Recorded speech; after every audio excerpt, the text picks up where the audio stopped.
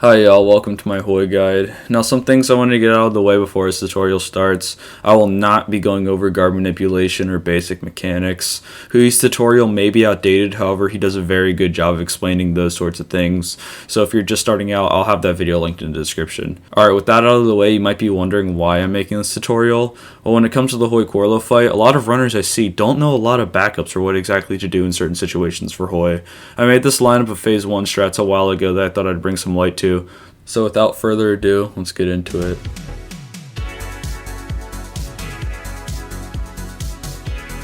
The Hoi Quarlow fight has a lot of parts to it. The parts of the fight where Hoi is knocked down will be referred to as phases. Phases 2 and 3 are rather straightforward, which I'll get to them, but phase 1 is easily the worst. Phase 1 is where your runner will either keep going or die right there. Fuck you! There are many ways to go about phase 1, even a fully buffered safe strat, but even that's not even 100% consistent. Basically, to determine what you have to do, you throw 2 jabs at the very start of the fight, and based on those 2 punches alone, it determines the rest of how the fight might go.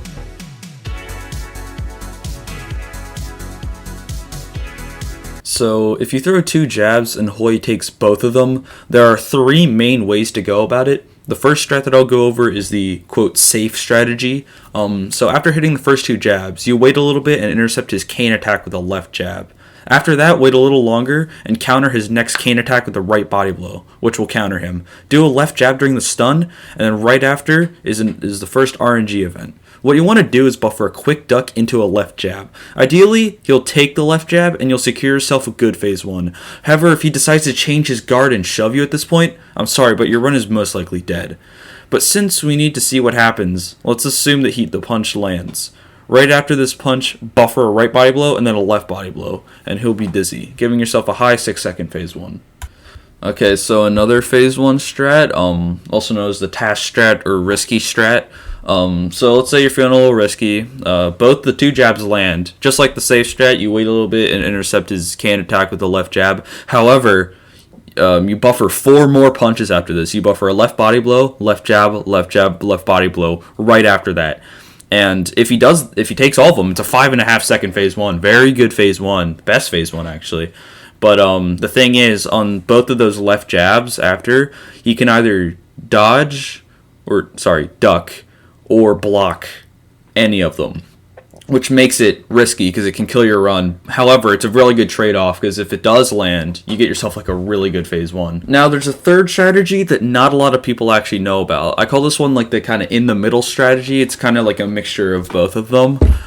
This strat was popularized by Cranklinson. He did this in his former PB, 242, and GamerAttack recently brought light to it by using it in a pace that he had into Nick. But what you do is after the first 4 punches, the first 4 punches are the exact same as the task strat. However, after the left body blow, you do a quick duck, left jab, then right body blow, left body blow, like in the safe strat. This one's like a high 5 second. It's still very good and a lot less risky. But yeah, it's kind of like merging the 2 strategies. It's really good.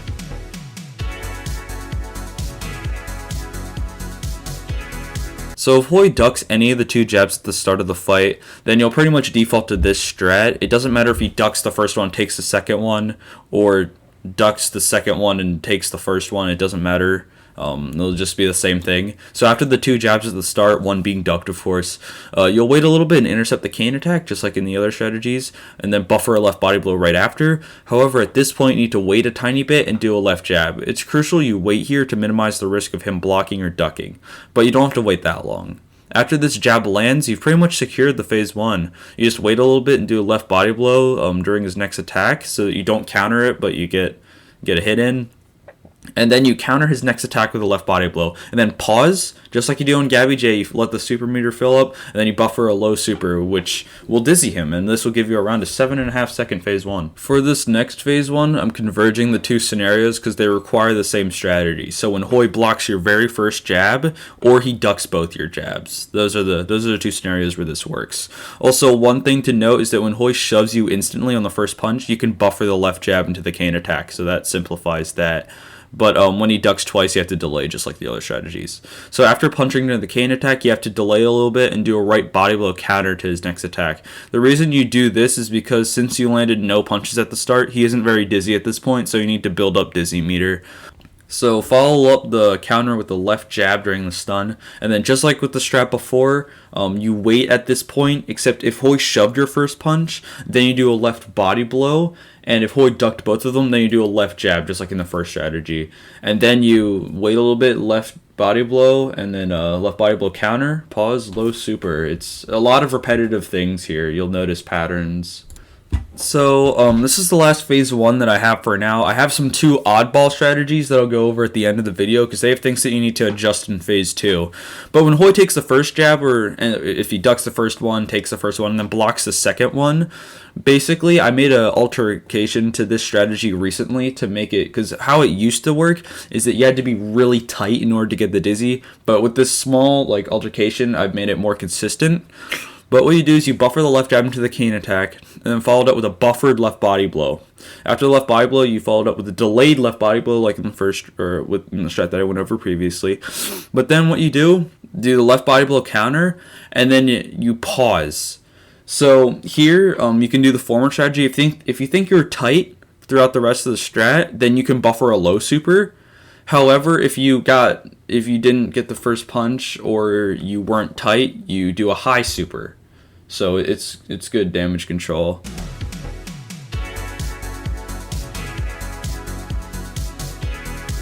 So now we've moved on to phase 2. So phase 2 is rather straightforward execution-wise and memory-wise. Basically, the whole idea of phase 2 is that you guard manip 2 high or low supers. Either one, it doesn't matter, it just comes down to preference. If he takes both supers, holy shit, you're lucky, because literally it makes phase 3 free. And yeah, if he takes both supers, you're sitting really good. If he takes the first super and ducks the second super, then after he ducks the second super, you can buffer a low super into his next cane attack. But if he dodges any of the supers in phase 2, it makes phase 3 RNG, so that's something that I'll go over. If he ducks the first super and takes the second one, then you need to manually time the otherwise buffered punch in the last scenario. Don't worry, it's not hard to time or anything, but it's just something to look out for. And if he ducks both of them, you're unlucky because it's by far the slowest scenario. But what you have to do is you have to buffer a low super, then buffer high rapids. It's incredibly slow and it sucks.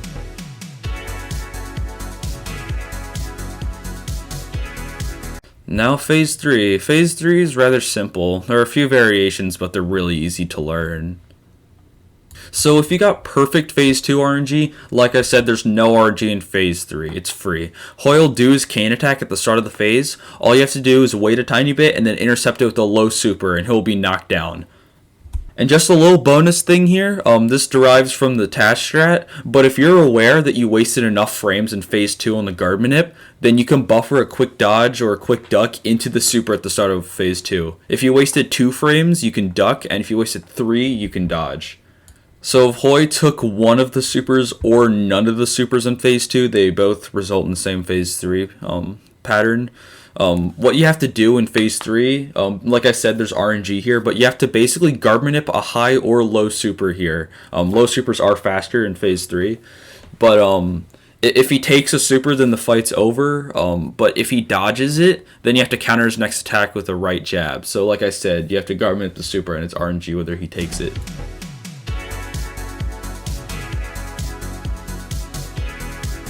Alright, so now let's go over the wacky phase 1 strats that I said at the start of the video. These strats are weird because they just have really weird patterns, and they also have like things that you need to alter in phase 2, if that makes any sense. So if Hoi instantly blocks you, like on your first jab he instantly blocks you, you can literally buffer left body blow, right body blow, left body blow, right body blow, etc. just in a loop. And if he takes enough in a row, he'll dizzy. And with the best luck, it's around a high 6-second phase 1. So, I mean, it requires crazy luck, but I guess if you need it, you can go for it. And then the other one is like a task strat backup. So if Hoi takes the first 2 jabs, but then the two left jabs that I was talking about at the very start, if he ducks one of them, it doesn't work for when he shoves, but if he ducks one of them or both of them, what you can do is you can continue the task strat, but when he would normally dizzy, just buffer more left jabs. And if he takes them, it's more RNG, but if he takes them, then you'll get a dizzy, actually. In phase 2, there's a little bit of alteration here because of what happened in phase 1. So you're going to want to guard manip a super. Whether he takes it or not, instead of buffering another super like in the normal phase 2s, you're going to want to buffer a quick dodge into a low super. Because of how the attack script was advanced in phase 1, Hoi does his cane attack in phase 2 instead of in phase 3. So by buffering this, you can hit it every single time. Now if you landed the first super, then after the low super he'll be knocked down. But if you didn't, then you have to do a counter into a low super. And then phase 3 is the exact same as if he dodged 1 or 2 in the normal phase 3 strategies. Well, that concludes the Hoi Quarlow tutorial. I hope runners of all levels can find use in this tutorial. Good luck with your runs, and I'll see you guys next time.